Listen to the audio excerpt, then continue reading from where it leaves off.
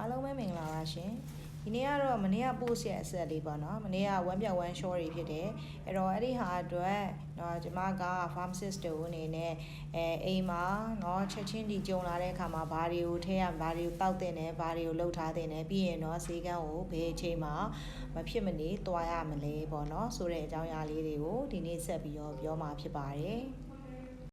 ဝိုင်းရှောပြီဆိုရင်အဓိကကတော့ရေဓာတ်တွေเนาะဓာတ်စားတွေ electrolyte တွေပေါ့เนาะဆုံးရှုံးသွားတဲ့အတွက်ကျမတို့ပြန်လဲဖြည့်တင်းဖို့အဓိကလိုအပ်ပါတယ်အဲ့လိုဖြည့်တင်းဖို့အတွက်ကျမခုပုံမှာပြထားတယ် BBI ကထုတ်တဲ့ဓာတ်စားပေါ့เนาะသူ့ကို1လီတာနဲ့ဖြော်ပြီးတော့တောက်သုံးရမှာဖြစ်ပါတယ်24နာရီတွင်တောက်သုံးသင့်ပါတယ်24နာရီတည်းကျွန်တော်လွှတ်ပြရမယ်ပေါ့เนาะအဲ့တော့ဒါအပြင်ကိုရေတို့စံပြုတ်တို့ဆွပြုတ်ရည်ကြဲကြဲတို့သုံးလို့ရပါတယ်ဒါပေမဲ့တကြားဓာတ်တွေလွန်ခဲ့တဲ့ကဖီးနေများတဲ့ကော်ဖီတွေလက်ဖက်ရည်တွေအရက်တွေနှုတ်ထွက်ပစ္စည်းတွေကိုတော့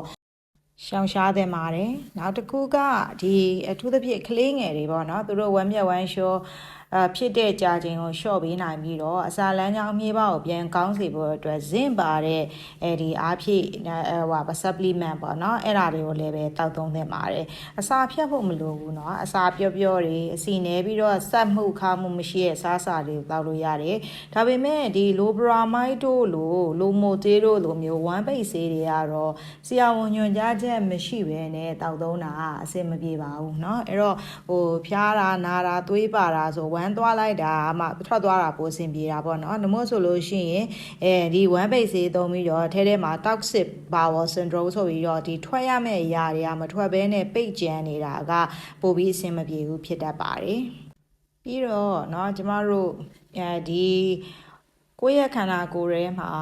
ပိုးအကောင်းလေးတွေကိုထည့်ပေးဖို့အတွက်ကျမတို့ bioflow တို့လိုမျိုးเนาะဒီလိုမျိုး probiotic တွေထည့်ကြတယ်ပေါ့เนาะအဲ့လိုမျိုးထည့်တဲ့အခါ probiotic ရဲ့ string လေးတွေရှိပါတယ်ဥပမာ Saccharomyces boulardii ပေါ့เนาะဒီမှာဆိုလို့ရှိရင်ဒီ bioflow မှာပါတဲ့ဟာရှိမယ်ပြီးရင်ဒီထဲမှာပါနေတဲ့ lactobacillus เนาะအမျိုးစိတ်တွေပေါ့เนาะ lactobacillus rhamnosus တို့ရခါကြလို့ရှိရင် bifidobacterium lactis တို့เนาะအဲ့လိုဟာမျိုးလေးတွေကိုတောက်သုံးရမှာဖြစ်ပါတယ်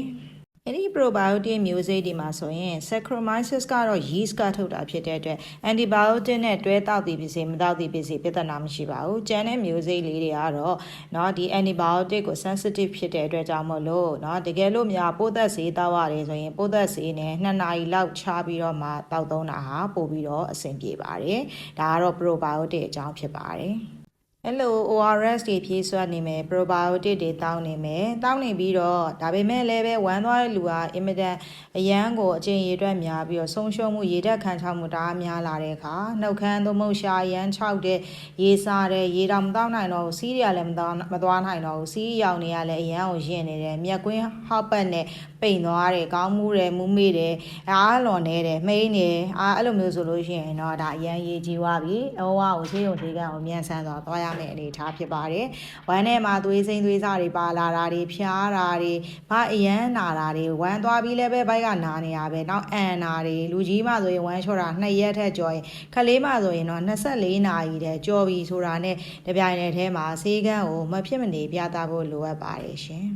အဲ့တော့အချင်းချုပ်ပြန်ပြောရမယ်ဆိုရင်1 shot ပြီဆိုတာနဲ့ရေဓာတ်ပြန်ဖြည့်ပါအစာမဖြတ်ပါနဲ့ probiotic ထည့်ပါပြီးသွားလို့ရှိရင်ခလေးတွေဆိုလို့ရှိရင်